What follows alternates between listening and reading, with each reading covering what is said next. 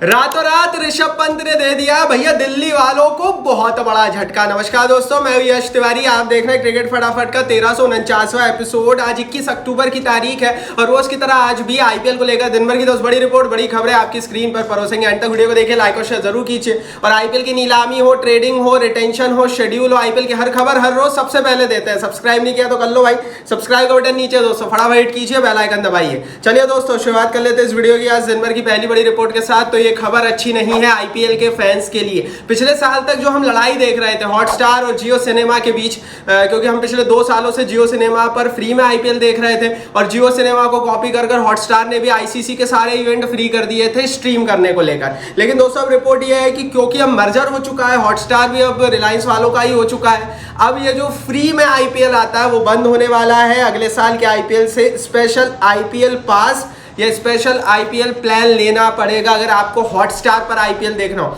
अब मैं हॉटस्टार क्यों बोल रहा हूँ, रिपोर्ट ये है दोस्तों, कल भी मैंने आपको बताया था कि किस तरह से आईपीएल को शिफ्ट किया जाएगा। जियो सिनेमा नहीं, अब हॉटस्टार पर आईपीएल आएगा क्योंकि पेरेंट कंपनी रिलायंस ही बन चुकी है, किसी को कोई नुकसान फायदा नहीं होगा। आगे बढ़ते हैं दोस्तों, दूसरी बड़ी रिपोर्ट की यहाँ से बात करते हैं। तो ये खबर वर्ल्ड टेस्ट चैंपियनशिप के टेबल के हवाले से निकल कर आ रही है दोस्तों। वर्ल्ड चेस चैंपियनशिप की स्टैंडिंग देख लेते हैं, क्योंकि भारत को जो हार मिली न्यूजीलैंड के हाथों कल, उसके बाद भारत थोड़ा सा नहीं काफी ज्यादा घाटा खाया है इससे। अब भैया भारत के जो पॉइंट है वो 68% हो गए, पहले 74% चल रहे थे। न्यूजीलैंड नंबर 4 पर आ गया है 44% पॉइंट के साथ। न्यूजीलैंड नीचे था और क्योंकि न्यूजीलैंड ने एक मजबूत भारतीय टीम को हराया, भारत नंबर 1 पर अभी भी है, इसलिए न्यूजीलैंड को फायदा ज्यादा मिला, पॉइंट ज्यादा मिले और भारत को जो नुकसान है वो ज्यादा हुआ है।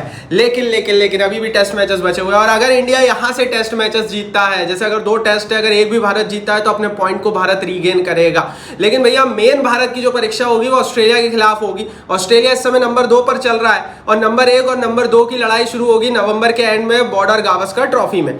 और इस ट्रॉफी में दोस्तों अगर भारत ऑस्ट्रेलिया को नहीं हरा पाया तो भारत को बहुत घाटा लगेगा, क्योंकि टॉप टीमें खेलती है ना, तो फिर पॉइंट्स भी उसी हिसाब से ऊपर नीचे होते हैं। आगे बढ़ते हैं दोस्तों, तीसरी बड़ी रिपोर्ट की अब यहां से बात करते हैं। तो रोहित शर्मा ने एक बड़ी बात कही पहले टेस्ट मैच में हार के बाद। रोहित शर्मा ने कहा 3 आवर्स नॉट डिफाइंड अस। उन्होंने कहा कि जो पहली इनिंग में भारत ऑल आउट हुआ 46 रन पर और वो जो 3 घंटे भारत के बीते वो हमारी टीम को डिफाइन नहीं करते। मेरे हिसाब से रोहित शर्मा का कहना सही भी है। अगर आप पूरा टेस्ट मैच उठाकर देखोगे और स्टार्टिंग के 2 दिन को अगर आप हटा दोगे तो इंडिया ने जो क्रिकेट खेली है वो टॉप टीम है, टॉप नॉच ग्रेट टीम है, लेजेंडरी टीमें खेलती हैं। लेकिन जो स्टार्टिंग की पहली इनिंग में भारत खेलने उतरा था और वहां पर इंडिया को जो 46 रन पर ऑल आउट देखने को मिला था, उसके कारण भारत ये टेस्ट मैच हारा है। इवन जब 4th इनिंग में भारत डिफेंड करने उतरा तो बुमराह और सिराज की गेंदबाजी देखने लायक थी और ऐसा लग रहा था कि ये दोनों ही टेस्ट मैच जिता देंगे, लेकिन बाद में इवेंचुअली मैच निकल गया हाथ से। बट कुल मिलाकर रोहित का कहना सही है कि 3 घंटे का जो खराब प्रदर्शन था वो इस ग्रेट टीम को डिफाइन नहीं कर सकता और मैं भी यही बोलूंगा और टीम इंडिया के लिए लायक बनता है, क्योंकि जिस तरह से पहली इनिंग में जो धराशायी हुई थी ना भारत, उसके बाद ऐसा क्रिकेट खेलना भी बड़ी बड़ी टीमों की निशानी होती है। आगे बढ़ते हैं दोस्तों, चौथी बड़ी रिपोर्ट की बात करते हैं। ये खबर टाइम्स ऑफ इंडिया के हवाले से आ रही है। हालांकि ये खबर मैंने लगभग 2 दिन पहले मेरे रील चैनल पर डाली थी। यस.mcp दोस्तों हमारा रील चैनल है इंस्टाग्राम पर, जिसमें हम हर रोज 1 मिनट का क्रिकेट कंटेंट डालते हैं। तो हर रोज 1 मिनट का क्रिकेट और आईपीएल का मजा लीजिए। नीचे डिस्क्रिप्शन बॉक्स में लेंगे, इंस्टाग्राम परिवार का हिस्सा प्लीज और जरूर बन जाइए। फिर बोल रहा हूँ इंस्टाग्राम पर आपको मजा आ जाएगा। खबर यह थी दोस्तों कि चेन्नई सुपर किंग्स की रिटेंशन को लेकर बड़ी अपडेट है। गायकवाड़ और जडेजा को सेम अमाउंट मिल सकता है, मैंने आपको 2 दिन पहले अपनी रील में बता दिया था। गायकवाड़ को 18 करोड़ मिल रहे हैं और जडेजा को हाइक मिल सकता है। जिस तरह से हेनरी क्लासन को हाइक दिया गया उसी तरह से चेन्नई सुपर किंग्स की टीम जड्डू को हाइक देगी और जड्डू को भी 18 करोड़ देगी। तो 2 खिलाड़ी चेन्नई की टीम 18-18 करोड़ में ले सकती है। टाइम्स ऑफ इंडिया ने भी इसको अब रिपोर्ट कर दिया है। हालांकि 2 दिन पहले हमने सबसे पहले उस पर रील बना दी थी, इसीलिए बोल रहा हूँ इंस्टाग्राम पर ज्वाइन नहीं किया ना तो नीचे डिस्क्रिप्शन बॉक्स में लिंक है, प्लीज दोस्तों वहां पर भी हमें फॉलो कीजिए। आगे बढ़ते हैं, बात छोड़ी रिपोर्ट की दोस्तों, यहाँ से बात करते हैं। ये खबर रोहित शर्मा के हवाले से निकल कर आ रही।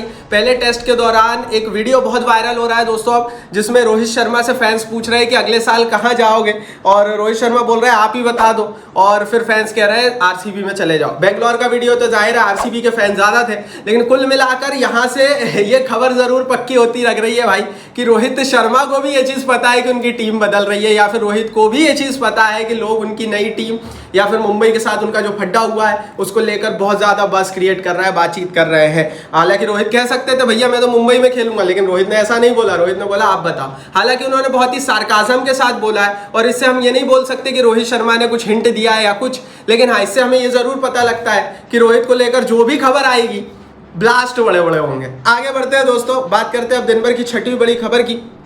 ये खबर दोस्तों निकल कर आ रही है क्रिकबस के हवाले से। अब एक और नई डेट, एक और नई तारीख निकल आई है आईपीएल नीलामी को लेकर। रिपोर्ट ये है दोस्तों कि क्रिकबस ने रिपोर्ट किया है कि रियाद में अब आईपीएल की नीलामी हो सकती है और 22 से 26 नवंबर के बीच आईपीएल का ऑक्शन एक्सपेक्ट किया जा रहा है। इससे पहले खबर थी दुबई में होगी, इससे पहले खबर थी सिंगापुर में होगी, इससे पहले खबर थी लंदन में होगी, इससे पहले खबर थी कि 15 दिसंबर के आसपास होगी, इससे पहले खबर थी कि जनवरी में होगी। तो यार देखो, जैसा कि मैंने 3 दिन पहले आपसे कहा था कि नीलामी कब और कहां होगी, इसका फाइनल कंफर्मेशन जिस दिन आएगा उस दिन फिर हम ठोक बजाकर ज्यादा बातचीत कर पाएंगे। अभी तो सब कुछ कयास है। आगे बढ़ते हैं दोस्तों, सातवीं बड़ी रिपोर्ट की यहां से बात कर लेते हैं। तो ये खबर ऋषभ पंत के हवाले से निकल कर आ रही है। अब ऋषभ पंत ने ऐसा कुछ कर दिया है जिसको सोचने के बाद दिल्ली वाले थोड़े से टेंशन में आ गए हैं। उन्होंने क्यों किया, कैसे किया और क्या किया वो सुन लीजिए। दरअसल दोस्तों ऋषभ पंत ने कल एक्स और इंस्टाग्राम दोनों ही प्लेटफॉर्म से दिल्ली कैपिटल्स की टीम को अनफॉलो कर दिया।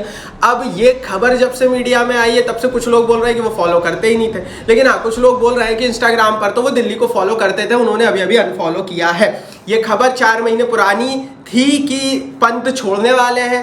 बाद में इनके मालिकों ने कह दिया था कि नहीं भैया हम तो पंत को फर्स्ट रिटेंशन 18 करोड़ में देंगे, लेकिन कल अचानक से उनका अनफॉलो कर देना ये बताता है कि सचमुच कुछ खिचड़ी तो पक रही है। और हो सकता है कि शायद वो जो पैसे मांग रहे हो पंत वो ना दिए गए हों, चेन्नई सुपर किंग्स की टीम उनको टारगेट कर रही है तो वहां पर भी वो जाना चाहते हो सकता है कि रिटेंशन में उनकी ना सुनी जा रही हो। रिपोर्ट ये भी थी कि उनको एज ए प्लेयर खिलाया जाएगा। चीजें कहीं हैं, लेकिन एक चीज क्लियर मेरे को समझ में आ रही है कि ऋषभ पंत और दिल्ली का होना एक साथ अगले साल अब 50-50 हो गया है, पहले जो 100% दिख रहा था।